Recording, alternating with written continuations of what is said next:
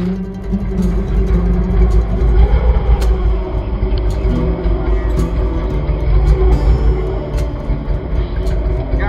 when we slow the boat down or stop, if you want to stand up, you can stand up, you can move around as well.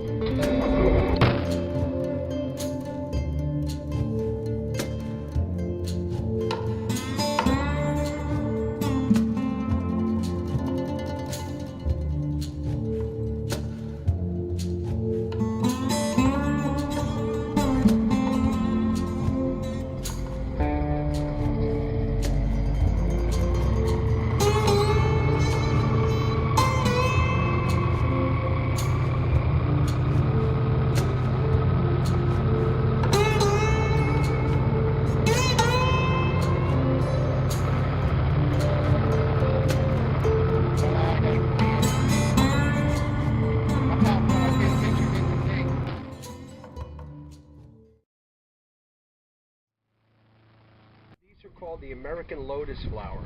They're a seasonal flower out here that grow. Out here in the marsh, they start their blossoming around mid to late May, and they'll stay with us out here till almost the end of September. And we're kind of into the peak of them right now, but again, they'll go ahead and live with us right out here throughout the summertime. They'll open up, and when they first blossom, like if you look at this one right up here off the right side, off the bow, they have that bright yellow cone in the center of it.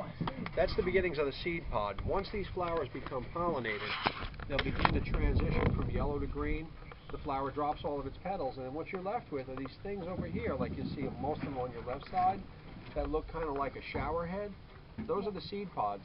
The seeds that you find within these are edible.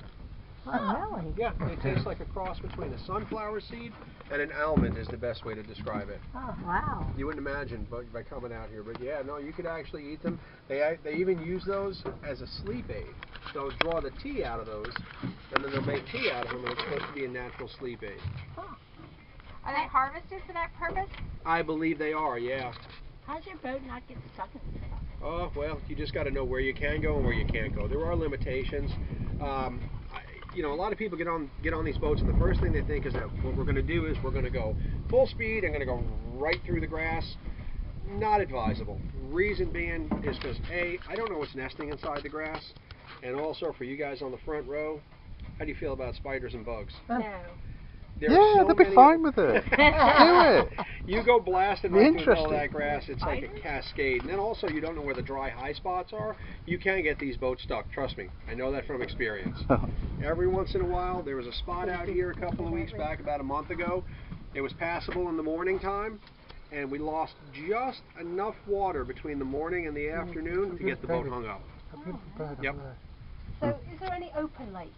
There is actually, as a matter of fact, about 60 yards right past the bulrushes behind me. Okay. It opens out into what's called we call it East Lake Tahopakiliga. You could just call it East Toho, it's a whole lot easier to remember. But yeah, out there in the deepest portion of the lake, and the outside is only about 11 feet deep at best. Yeah. Oh, really?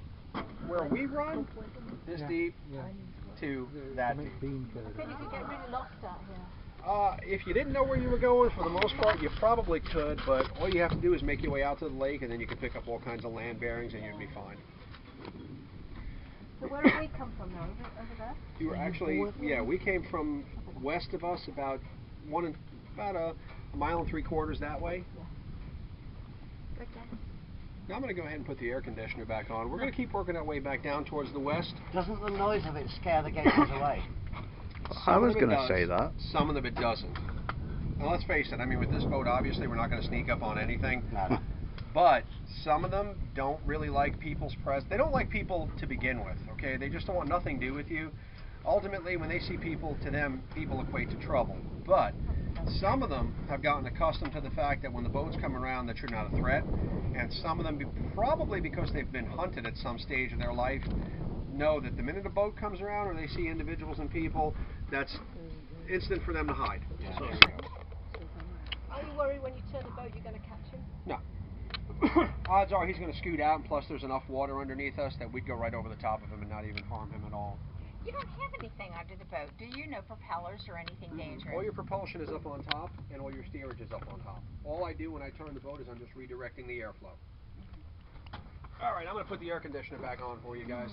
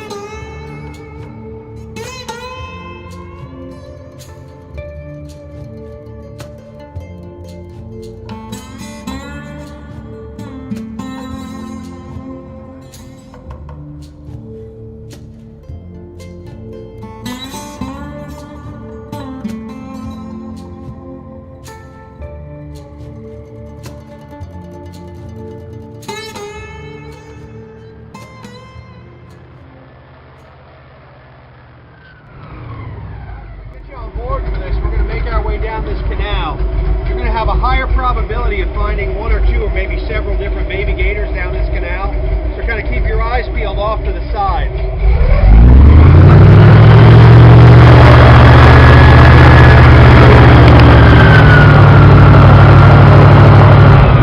Alright, we got one coming up here on the right side. I'm going to shut the boat down, let it drift. Guys, in this little crevice right here on the right side, oh, a little baby one.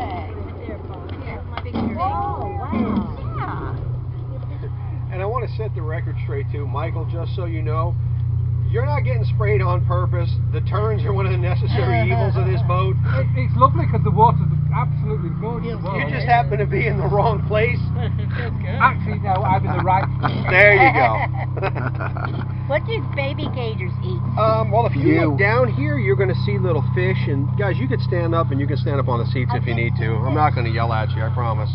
You got little minnows and things that are kind of meandering around in here. Guys, alligators in general prefer things that you would consider to be bite-sized. Sorry. Like for the little ones, little fish, little frogs, and little bugs are going to be their 3 primes. As they grow, obviously, their prey needs to grow as well. And as they grow to be adults, fish, turtles, and birds become their 3 primary foods. Now, at this stage of their life, they're feeding a growth spurt, so they're going to eat more frequently. But then as they hit that other point where their growth rate changes,